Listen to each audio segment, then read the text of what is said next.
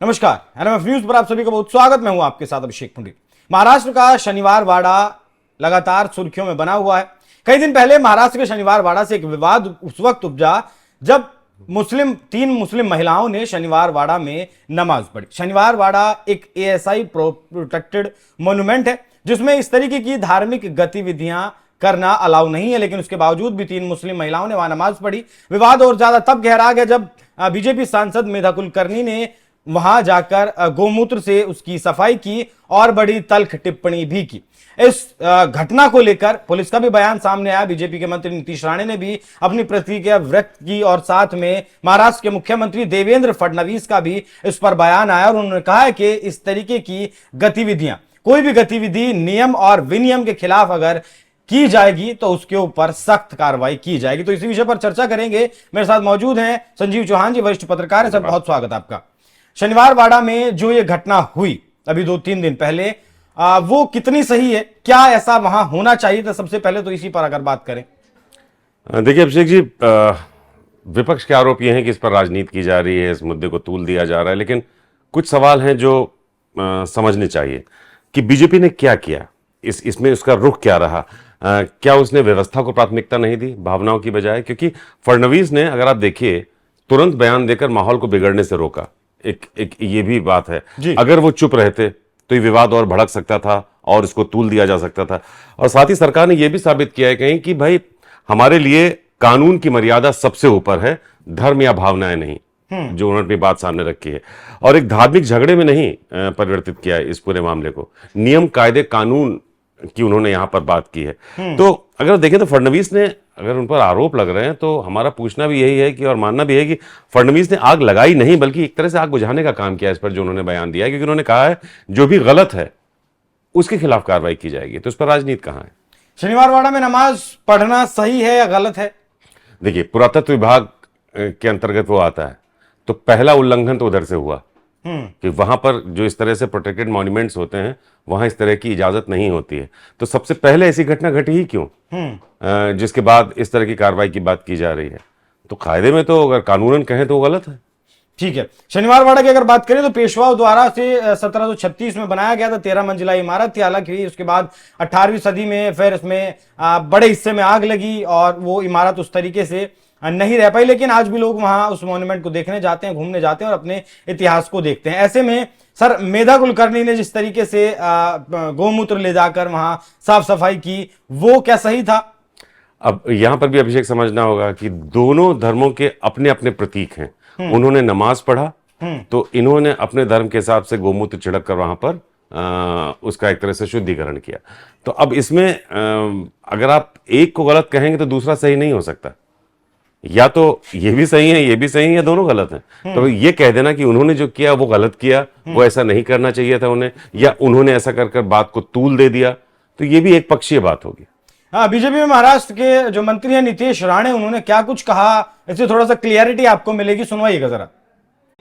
और शनिवार वाड़ा को एक इतिहास है। शनिवार वाड़ा में हमारा इतिहास और हमारे शौर्य का प्रतीक है वो शनिवार वाड़ा। हिंदू समाज के बहुत दिल के करीब है वो शनिवार वाड़ा। अगर इतना ही अगर तुमको उधर नमाज पढ़ना है तो फिर कल हमारी हिंदुत्व संगठना जाके हवेली के बाहर खड़े रहे और वहां हनुमान चालीसा का पठन चालू करेगा तो चलेगा क्या? तब तुम लोग की भावना दुखेगी नहीं? तुमको वहां ही नमाज पढ़ना है, फिर मस्जिद में क्या करते हैं? मस्जिद में क्या क्या रखा रहता है? फिर जिसको जहां प्रार्थना करने के लिए जगह दी है उसने वहां करना चाहिए। फिर अगर हमारे हिंदुत्व कार्यकर्ताओं ने जाके वहां अगर आवाज उठाया ना तो सही किया है ना, वरना कल फिर हाजी अली के बाद अगर जोरदार हनुमान चालीसा बोली जाएगी, हमारी महाआरती की जाएगी तो फिर कोई आवाज नहीं निकलनी चाहिए, हरी मिर्ची नहीं लगनी उनकी। फिर संजय साहब, देखिए, ये नीतीश राणे की तरफ से जो बयान दिया गया है वो कोई पहला बयान नहीं है इस तरीके का। वो अक्सर इस तरीके से अपनी धार्मिक भावनाओं को लेकर या अपने धार्मिक प्रतीकों को लेकर इस तरीके के बयान देते रहे हैं। अब मौजूदा बयान की अगर मैं बात करूं तो बात तो उनकी भी गलत नहीं है। जी, अब देखिए, वही जो आपने सवाल से पहले भी पूछा था कि गोमूत्र छिड़कना कहां तक ठीक था। अब देखिए, इसको ऐसे देखें कि जो आपने बताया कि संरक्षित ऐतिहासिक स्थल है, यहाँ किसी भी धार्मिक अनुष्ठान की या उसकी इजाजत या अनुमति नहीं होती, फिर चाहे नमाज पढ़ना हो या गोमूत्र छिड़कना हो। और कानून के हिसाब से दोनों ही कार्रवाइयां अगर हम देखें तो रूल का एक तरह से वायलेशन है, दोनों ही कार्रवाइयां। लेकिन एक्शन का रिएक्शन क्या होगा ये कोई तय नहीं कर सकता। रिएक्शन किस तरह से सामने आएगा ये भी आप तय नहीं कर सकते।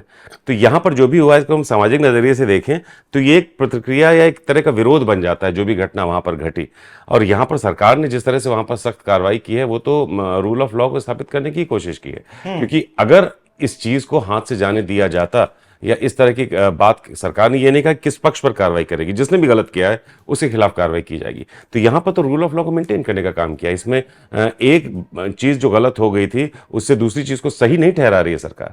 सरकार यही कह रही है कि भाई ये मराठा गौरव, मराठा अस्मिता का प्रतीक है ये स्थल, यहाँ पर इस तरह की अगर कोई भी कार्रवाई होती है तो उसको बर्दाश्त नहीं किया जाएगा। मतलब और ज्यादा जो गलत हो सकता था उसे रोका गया है फडणवीस ने जिस तरीके से बयान दिया। हाँ, पुलिस का इस पूरे मामले पर क्या कुछ कहना है, सुनवाइएगा जरा। आज की जो पूरी घटना थी उसमें जो मोर्चा निकाला गया, ये मोर्चा कल की जो घटना हुई थी जिसमें एएसआई प्रोटेक्टेड मॉन्यूमेंट में रिलीजियस प्रैक्टिस के तहत रिलीजियस प्रेयर की गई थी, उसके खिलाफ ये मोर्चा था। इस मोर्चे में पुलिस प्रशासन का पूरा बंदोबस्त तैनात था। पुलिस प्रशासन ने ये इंश्योर किया है कि एएसआई की जो भी प्रोटेक्टेड मॉन्यूमेंट है उसके अंदर कोई घुस ना पाए, जो भी उनकी रेलिंग थी वो रेलिंग के अंदर कोई घुस ना पाए, और उस तरह से बंदोबस्त पूरा कंप्लीट किया है। इसमें दोनों धर्म की कोई भी जो उनके रिलीजियस प्लेसेस है उनको किसी को हाथ नहीं लगाने दिया है। और इसी तरह हमने सर शनिवार वाड़ा से थोड़ा सा हटके, थोड़ा सा एक ब्रॉड वे में अगर मैं आपसे बात करूं, किस तरीके से अभी पिछले दिनों नागपुर में बवाल हुआ, नागपुर को जलाने की कोशिश की गई कुछ तत्वों के द्वारा। उसके बाद जब गणेश महोत्सव आया उसमें भी वहां पत्थरबाजी जैसी घटनाएं सामने आई। एक बार जब अवैध अतिक्रमण हटाया जा रहा था फडणवीस सरकार के द्वारा तो वहां भी पुलिस प्रशासन के ऊपर पुलिस प्रशासन के ऊपर पत्थरबाजी की गई। ये तो रही महाराष्ट्र की घटना। अब इसे जोड़ दीजिए संभल की घटना से। संभल में जो कुछ हुआ 2024 में, वो भी एक एएसआई प्रोटेक्टेड मॉन्यूमेंट था, लेकिन वहां नमाज वमाज सब कुछ चल रहा था। सिर्फ एक सर्वे करने के लिए टीम गई थी और वहां पुलिस को और सर्वे टीम को मारने तक को उतारू हो गए थे। तो कहीं ना कहीं ये नहीं दिखाता है कि भीड़ के बल पर आप कुछ भी कर सकते हैं। ये मानसिकता हावी है आज सही कह रहे हैं देश के एक समुदाय के ऊपर। बिल्कुल सही कह रहे हैं आप। वहां पर जो योगी सरकार ने जिस तरह की कार्रवाई की उसने भी एक तरह से साबित कर दिया कि जो हमारी विरासत की पवित्रता है वो राजनीति से ऊपर है। उन्होंने भी साबित किया। और यहां पर हम फडणवीस को देखें, उन्होंने भी इस बात को साबित किया, क्योंकि उनके जो अपने सहयोगी दल थे वो उनका साथ नहीं दे रहे थे। लेकिन फडणवीस ने साफ कर दिया, मतलब कि धरोहर की रक्षा राजनीति से बड़ी होती है।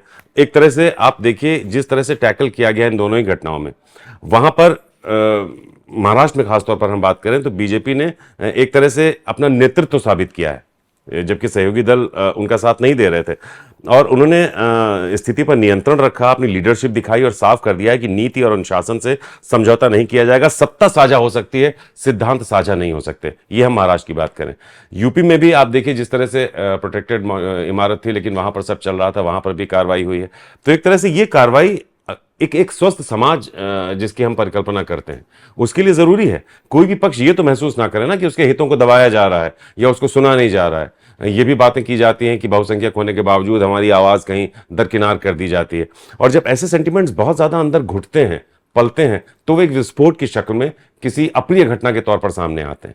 तो अगर ऐसी घटनाओं पर तुरंत प्रशासन की तरफ से नियंत्रण किया जाता है, सरकार की तरफ से दृढ़ इच्छा शक्ति दिखाते हुए इन पर कोई बेहतर कार्रवाई की जाती है, तो ये एक बेहतर समाज बनने की दिशा में इसको एक्सेप्ट किया जाना चाहिए, इसका स्वागत करना चाहिए। इसमें राजनीति ना करते हुए इसमें सराहना की जानी चाहिए कि इसमें राजनीति आगे न बढ़के उसको रोका गया है एक तरह से।